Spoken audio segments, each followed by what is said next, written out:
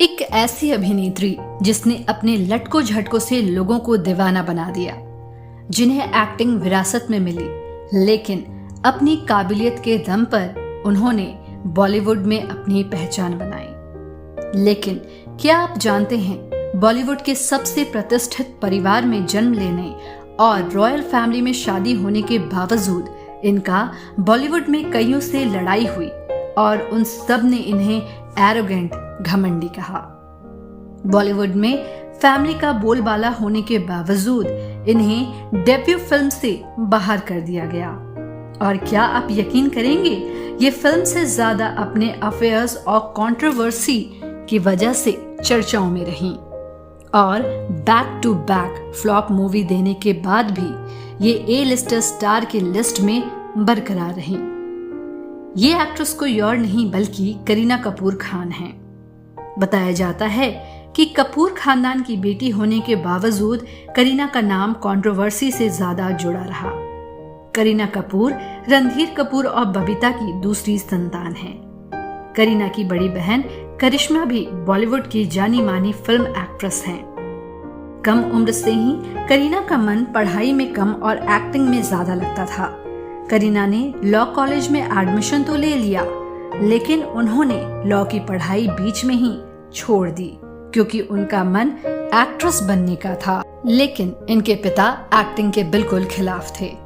पिता से टकराव के बाद करीना की माँ बबीता अपने दोनों बेटियों के साथ अलग हो गई और पिता से अलग होने के बाद करिश्मा कपूर बॉलीवुड में आई और काफी पसंद की गई।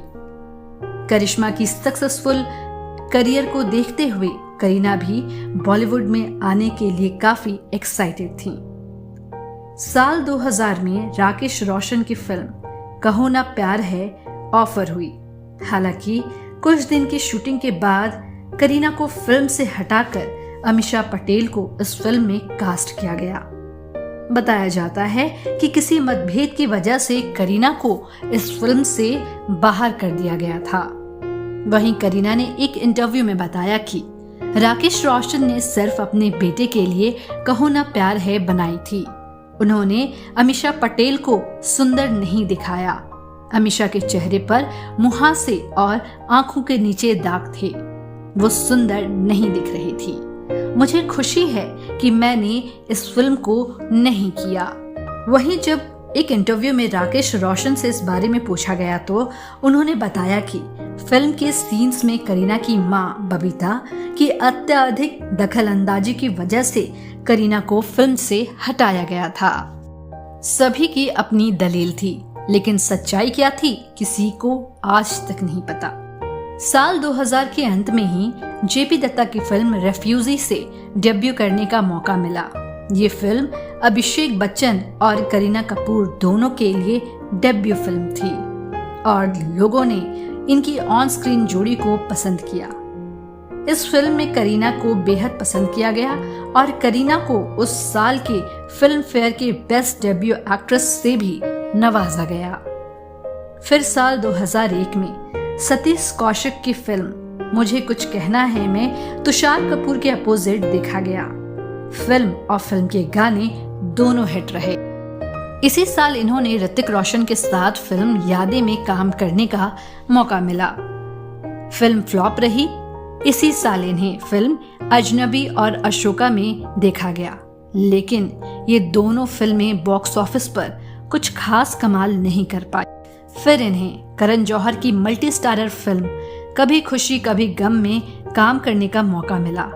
फिल्म सुपरहिट रही और फिल्म में करीना के अंदाज को बेहद पसंद किया गया। बताया जाता है कि जब करीना अजनबी फिल्म की शूटिंग कर रही थी तभी कॉस्ट्यूम को लेकर करीना की बिपाशा से लड़ाई हो गई और ये लड़ाई इतनी बढ़ गई कि करीना ने बिपाशा को काली बिल्ली कहा और थप्पड़ जड़ दिया। कहते हैं कि इस इंसिडेंट के बाद करीना और बिपाशा के बीच कैट फाइट शुरू हो गई और इंटरव्यू में एक दूसरे को टारगेट करने लगी। एक बार कॉफी विद करण शो में करीना ने बिपाशा के उस समय के करंट बॉयफ्रेंड जॉन अब्राहम के साथ काम कभी नहीं करने की बात कही। कहा कि जॉन एक्सप्रेशनलेस हैं।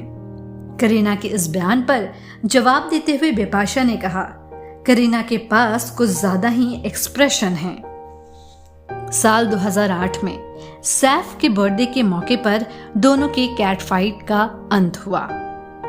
साल 2002-2003 के दौरान करीना मुझसे दोस्ती करोगी, जीना सिर्फ मेरे लिए, तलाश, मैं प्रेम की दीवानी हूँ, एलओसी कारगिल जैसे फिल्म किए। हालांकि ये सारी फिल्में बॉक्स ऑफिस पर फ्लॉप साबित हुई। कहा जाता है फ्लॉप फिल्मों की वजह से करीना परेशान हो गई। इन सारे फिल्म के फ्लॉप होने के बाद करीना की फिल्म चमेली आई। ये फिल्म बॉक्स ऑफिस पर कुछ खास नहीं कर पाई, लेकिन इस फिल्म में करीना की अभिनय की काफी तारीफ हुई। इसके बाद इन्हें युवा देव फिल्म में काम करने का मौका मिला। इन दोनों फिल्मों में करीना के अभिनय की बेहद तारीफ हुई। फिर इनकी फिल्म फिदा, ऐतराज, हलचल आई। जहां बॉक्स ऑफिस पर फिदा फ्लॉप रही तो वहीं ऐतराज, हलचल सुपरहिट साबित हुई। बताया जाता है कि फिल्म यादें मुझसे दोस्ती करोगी, मैं प्रेम की दीवानी हूँ में साथ काम करने के दौरान करीना और ऋतिक करीब आ गए और एक दूसरे को डेट करने लगे, लेकिन बहुत जल्द दोनों अलग हो गए। फिर करीना को फिदा में काम करने का मौका मिला और इस फिल्म के दौरान करीना और शाहिद कपूर करीब आ गए। इस दौरान शाहिद का करियर काफी पिक पर था। फिदा फिल्म से शाहिद करीना एक दूसरे को डेट करने लगे, लेकिन पब्लिकली दोनों ने अपने रिश्ते को कभी एक्सेप्ट नहीं किया। बताया जाता है साल 2004 में फिल्म ऐतराज आई थी। इस फिल्म में जहां करीना पॉजिटिव कैरेक्टर में थी तो वहीं प्रियंका चोपड़ा नेगेटिव रोल में नजर आई थी। प्रियंका का रोल पहले करीना को ऑफर हुआ था, लेकिन करीना ने यह कहते हुए इस रोल को ठुकरा दिया था कि लोगों को भारतीय महिला नेगेटिव रोल में पसंद नहीं आती हैं। ये फिल्म रिलीज के बाद लोगों ने करीना कपूर की जगह प्रियंका चोपड़ा को बेहद पसंद किया और फिल्म की पूरी लाइमलाइट प्रियंका चोपड़ा ले गईं। ये बात करीना कपूर को बिल्कुल पसंद नहीं आई, क्योंकि करीना प्रियंका से सीनियर थी इंडस्ट्री में और उनकी जगह प्रियंका को लाइमलाइट मिला। करीना को कहीं न कहीं ये बात बिल्कुल पसंद नहीं आई। जहां इस फिल्म के लिए करीना का जिक्र तक नहीं हुआ, वहीं प्रियंका चोपड़ा को इस फिल्म के लिए best actress for negative role का अवार्ड मिला और यहीं से दोनों के बीच कंपटीशन शुरू हो गई। फिर इन दोनों ने शाहरुख खान की फिल्म डॉन में एक साथ काम किया। जहां इस फिल्म में प्रियंका चोपड़ा लीड रोल में नजर आई तो वहीं करीना का रोल बस एक आइटम रोल तक ही रहा। इसी साल करीना की फिल्म ओमकार आई, जिसमें इनकी एक्टिंग की बेहद तारीफ हुई। फिर साल 2007 में फिल्म जब वी मेट से करीना ने लोगों का दिल जीत लिया। इस फिल्म में पहले बॉबी देओल थी, लेकिन करीना की सिफारिश पर बॉबी को हटाकर शाहिद कपूर को लिया गया। हालांकि इस फिल्म के दौरान ही शाहिद करीना का ब्रेकअप हो गया। करीना से ब्रेकअप के बाद शाहिद प्रियंका को डेट करने लगे, जिस वजह से करीना और प्रियंका के बीच और मनमुटाव देखने को मिलने लगा। करीना कभी प्रियंका के एक्सेंट पर सवाल उठाती तो कभी उनके फिल्मों पर, और प्रियंका करीना को मुंहतोड़ जवाब देती नजर आई। इन दोनों की ये लड़ाई काफी लंबे समय तक चली। फिर साल 2019 में प्रियंका और करीना को कॉफी विद करण में देखा गया और वहां इन दोनों ने कहा कि वो दोनों एक दूसरे को अच्छे से नहीं जानती थीं, इसलिए दोनों के बीच थोड़ी मिसअंडरस्टैंडिंग हो गई थी, लेकिन अब दोनों के बीच काफी अच्छी बॉन्डिंग हो चुकी है।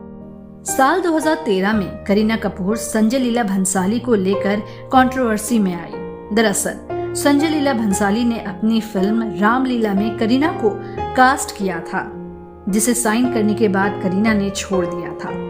करीना का कहना था कि डेट्स की वजह से उन्होंने इस फिल्म को छोड़ दिया है। वहीं संजय लीला भंसाली ने कहा, जब तक फिल्म रामलीला रिलीज होगी तब तक सैफ और करीना शादी कर लेंगे। ऐसे में रोमियो जूलियट पर आधारित बनी फिल्म रामलीला में करीना को पसंद नहीं किया जाएगा। इतना ही नहीं, करीना की रियल लाइफ शादी भी विवादों से जुड़ी रही। जैसे ही करीना ने सैफ से शादी की उन्हें बुरी तरह ट्रोल किया गया। करीना और सैफ की शादी को लव जिहाद का एंगल बताया। मामला इतना बढ़ गया कि सैफ को सामने आकर कहना पड़ा कि करीना ने इस्लाम को नहीं कबूला है। इसके बाद करीना को उनके बच्चों को लेकर भी टारगेट किया गया। जब करीना ने अपने बेटे का नाम तैमूर रखा, तब करीना को लोगों ने गुस्से में काफी कुछ कहा और सोशल मीडिया पर करीना और सैफ की कड़ी निंदा हुई। इस तरह करीना कपूर खान का नाम अक्सर कंट्रोवर्सी से जुड़ा देखा गया है। आप लोगों का क्या कहना है इस बारे में हमें जरूर बताएं। वीडियो अच्छी लगी हो तो चैनल को सब्सक्राइब जरूर करें।